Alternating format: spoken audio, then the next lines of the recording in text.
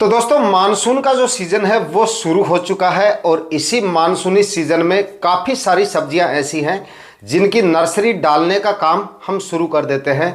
लेकिन काफ़ी सारी सब्जियां ऐसी भी हैं जिनकी नर्सरी डालने में काफ़ी किसान भाई गलती कर देते हैं समय का पता नहीं होने की वजह से। क्योंकि समय का पता अगर आपको नहीं होगा, सही समय पर अगर आप नर्सरी नहीं डालेंगे तो ना तो आपको ठीक से उत्पादन मिल पाएगा और ना ही आपको ठीक से मंडी रेट मिल पाएंगे। काफ़ी सब्जियां ऐसी हैं जिनकी नर्सरी हम जून के पहले सप्ताह में भी डाल देते हैं या जून के आखिरी सप्ताह में भी डाल देते हैं। कुछ सब्जियां ऐसी हैं जिनकी नर्सरी हमें जुलाई माह में डालनी चाहिए और कुछ सब्जियां ऐसी हैं जिनकी नर्सरी हमें जुलाई के आखिरी सप्ताह तक भी डालनी चाहिए। कौन कौन सी सब्जियों की नर्सरी कौन कौन से समय पे डालनी चाहिए और साथ ही बारिश के सीजन में जो नर्सरी हम डालते हैं सब्जियों की नर्सरी, उनमें हमें सावधानियां भी सबसे ज़्यादा रखनी पड़ती हैं।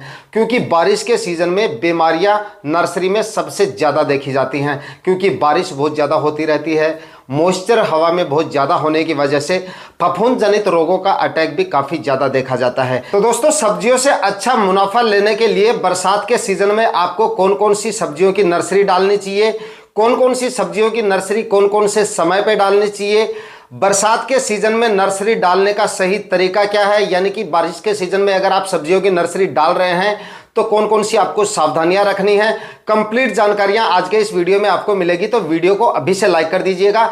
चैनल पे नए हैं या जिन किसान भाइयों ने चैनल को सब्सक्राइब नहीं किया है तो चैनल को सब्सक्राइब कर लें और साथ में नोटिफिकेशन बेल को भी ऑन कर दीजिएगा ताकि खेतीबाड़ी से रिलेटेड वीडियो आपको समय समय पे मिलते रहें। नमस्कार दोस्तों, मेरा नाम है सुरेश और आप देख रहे हैं खेत किसान झुंझुनू। तो दोस्तों अगर आप बारिश के सीजन में सब्जियों की नर्सरी डालना चाहते हैं तो यहाँ पर आप नंबर 1 पे हरी मिर्ची की नर्सरी डाल सकते हैं। हरी मिर्ची की नर्सरी आप जून माह के आखिरी सप्ताह के बाद में कभी भी डाल सकते हैं। अभी आप अगर डाल रहे हैं तो थोड़ी सी जल्दबाजी होगी।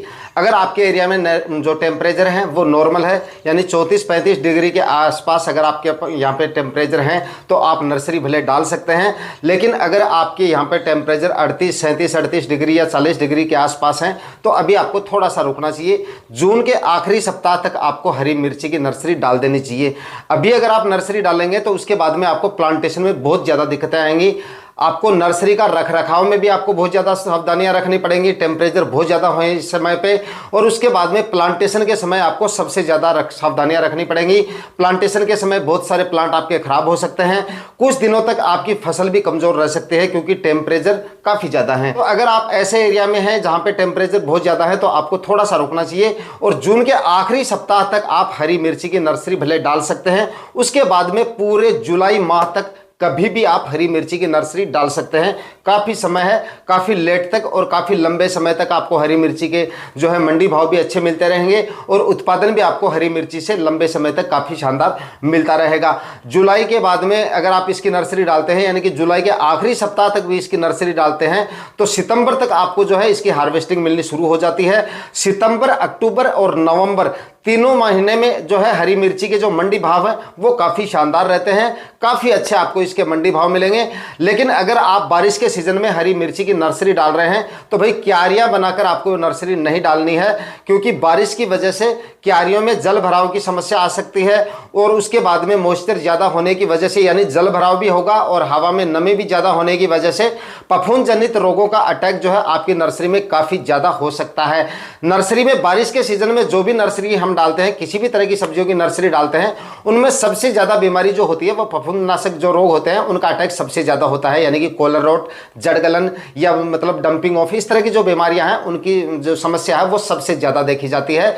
तो आप जब भी नर्सरी डालें तो बेड बनाकर नर्सरी डालें, ज़मीन से करीब 1 से 1.5 फीट ऊपर उठाकर बेड को, और उसके बाद में नर्सरी डालें। गोबर की खाद का उपयोग सीमित मात्रा में करें। काफ़ी किसान भाई क्या करते हैं, गोबर की खाद जो है काफ़ी ज़्यादा मात्रा में डाल देते हैं नर्सरी के अंदर। तो इससे क्या होता है, आपकी नर्सरी का वनस्पतिक विकास जो है वो थोड़ा सा ज़्यादा हो जाता है और जड़ों का विकास ठीक से नहीं हो पाता। इसकी वजह से प्लांटेशन के समय आपकी नर्सरी जो है वो गिरनी शुरू हो जाती है, खराब होनी शुरू हो जाती है और कुछ किसान भाइयों की नर्सरी तो क्यारी में ही खराब होने लगती है। यानी कि आपको धूप से बचाने के लिए कभी कभार छाया भी करनी पड़ती है और उसके बाद में अगर आपने खाद वगैरह ज़्यादा डाल रखी है, गोबर की खाद अगर आपने ज़्यादा मात्रा में डाल दी है, यूरिया वगैरह का अगर आपने प्रयोग कर लिया है तो आपकी जो नर्सरी का तना है उसकी बढ़वार तो ज़्यादा हो जाएगी, लेकिन तने का विकास ठीक से नहीं हो पाने की वजह से नर्सरी आपकी गिरनी शुरू हो जाएगी। प्लांटेशन के बाद में आपको काफ़ी ज़्यादा प्रॉब्लम हो सकती है। तो आप नर्सरी में जब भी नर्सरी डालें तो आपके बेड की साइज, अगर लंबाई आपके बेड की 15 फीट है और चौड़ाई अगर आपके बेड की 3 फीट है, तो ज़्यादा से ज़्यादा आप 15 से 20 केजी गोबर की सड़ी हुई खाद डालें, इससे ज़्यादा ना डालें। सड़ी हुई गोबर की खाद होनी चाहिए एकदम बारीक करके, और उसके बाद में आप जो है नर्सरी बेड बना के, और बेड बनाने के बाद में आपको डालनी है। ज़्यादा गहराई में आपको नहीं डालनी है, सिर्फ हाथ से मिक्स कर देना है। छिड़काव विधि से गोबर की खाद को एकदम बारीक कर लें और उसके बाद में बेड के ऊपर डाल के हाथ से मिट्टी के अंदर उसको मिक्स करें और उसके बाद में बीज डाल दें। इस तरह से आपको नर्सरी डालनी है। नर्सरी का रख रखाव आपको सबसे ज़्यादा करना है। जो भी नर्सरी डाल रहे हैं आप, किसी भी तरह की सब्जियों की नर्सरी डाल रहे हैं, नर्सरी को अगर आप ठीक तरह से ग्रो करवा लेंगे, नर्सरी का रख रखाव आप ठीक से रखेंगे, नर्सरी आपकी एकदम हेल्दी और स्वस्थ होगी, जड़ों का विकास अगर अच्छा होगा तो आपकी फसल भी काफ़ी अच्छी जाएगी।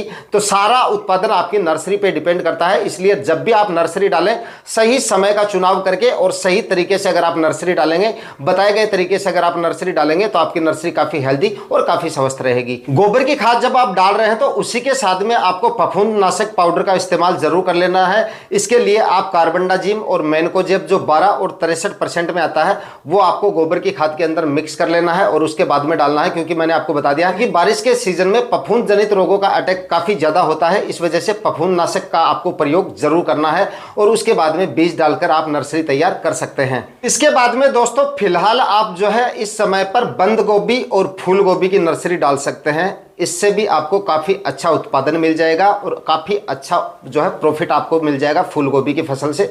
साथ में आप बंद गोभी की नर्सरी भी डाल सकते हैं। इससे आपका जो मंडी भाव भी आपको ठीक मिलेंगे और उत्पादन आपको बंद गोभी का फूल गोभी से कहीं ज़्यादा मिल जाता है। तो इससे भी आपका प्रॉफिट जो है वो काफ़ी शानदार निकल के आ सकता है। अगर आपने नर्सरी डाल ली है तो ठीक है, अन्यथा आप फिलहाल जो है बिल्कुल सही समय है। जून माह में कभी भी आप जो है फूल गोभी की नर्सरी डाल सकते हैं और जुलाई माह में यानी कि 25 दिन बाद में आप इसका प्लांटेशन कर सकते हैं। यानी कि नर्सरी डालने का जो सही तरीका है इसका, वो है बेड बनाकर आपको इसकी नर्सरी डालनी है। वही आपको गोबर की खाद भी सीमित मात्रा में इस्तेमाल करनी है। बेड की ऊंचाई करीब 1 से 1.5 फीट होनी चाहिए और गोबर की खाद 4 से 5 परात यानी कि 20 से 25 केजी ज़्यादा से ज़्यादा आपको डालनी है, इससे ज़्यादा नहीं डालनी है। साथ में आप जो है 2 केजी डीएपी का इस्तेमाल भी कर सकते हैं।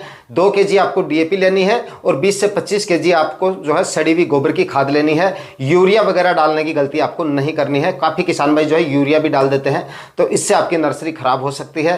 प्लांटेशन में काफ़ी ज़्यादा दिक्कतें आ सकती है। आपके नर्सरी का जो तना है वो काफ़ी ज़्यादा वीक हो सकता है, क्योंकि वनस्पतिक विकास जो है इससे ज़्यादा हो जाता है। तो ये आपको डालना नहीं है। डीएपी आपको जरूर डालनी है ताकि स्टेम जो है वो थोड़ा सा हैवी रहे और जड़ों का विकास जो है नर्सरी का वो भी काफ़ी अच्छे से होता रहे। तो फूल गोभी और बंद गोभी की आप नर्सरी डाल सकते हैं। इससे भी आपको जो है काफ़ी शानदार उत्पादन और काफ़ी शानदार मुनाफा मिल जाएगा। उसके बाद में जुलाई में भी आप इसकी नर्सरी डाल सकते हैं। और अगर आप 15 जुलाई तक अगर आप फूल गोभी और बंद गोभी की नर्सरी डालते हैं, 15 से 20 जुलाई तक अगर आप इसकी नर्सरी डाल लेते हैं, तब तक आपकी जो फूल गोभी है वो काफ़ी अगेती रहेगी और मंडी रेट आपको सबसे ज़्यादा मिलेंगे अगर इस समय के बीच में आप इसकी नर्सरी डाल लेते हैं। इसके बाद में दोस्तों इस समय पर बरसात के सीजन में आप टमाटर की नर्सरी डाल सकते हैं। टमाटर से आपको काफ़ी शानदार तो उत्पादन मिल जाएगा और मंडी भाव जो है इसके वो आगे चलकर आपको काफ़ी शानदार मिल जाएंगे।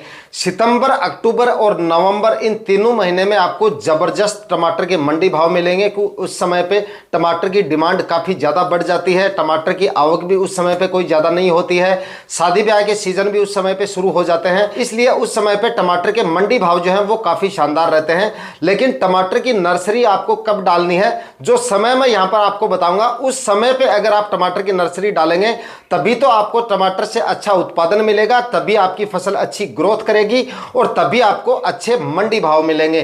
तो टमाटर की नर्सरी अगर आप डालना चाहते हैं बरसात के सीजन में, तो वैसे तो आप अब भी टमाटर की नर्सरी डाल सकते हैं। जून के आखिरी सप्ताह तक आप टमाटर की नर्सरी डाल सकते हैं। लेकिन अगर आप जुलाई माह में यानी कि 15 जुलाई के आसपास अगर टमाटर की नर्सरी डालेंगे तो आपकी नर्सरी भी अच्छे से ग्रोथ करेगी, प्लांटेशन के बाद में आपकी फसल भी काफी अच्छे से ग्रोथ करती रहेगी और मंडी भाव भी आपको काफी शानदार मिलेंगे। तो टमाटर की अगर आप नर्सरी डालना चाहते हैं तो 15 जुलाई के आसपास आप टमाटर की नर्सरी डालें, काफी अच्छा प्रॉफिट आपको टमाटर की फसल देकर जाएगी। नर्सरी डालने का सही तरीका क्योंकि दोस्तों अगर आप जुलाई माह में टमाटर के नर्सरी डालेंगे, क्योंकि जुलाई और अगस्त दोनों बारिश के महीने होते हैं, क्योंकि इन दोनों ही महीनों में काफी ज्यादा बारिश होती रहती है और मॉइस्चर भी काफी ज्यादा होने की वजह से नर्सरी आपकी जो है फफूंद जनित रोगों की वजह से काफी ज्यादा डैमेज हो सकती है।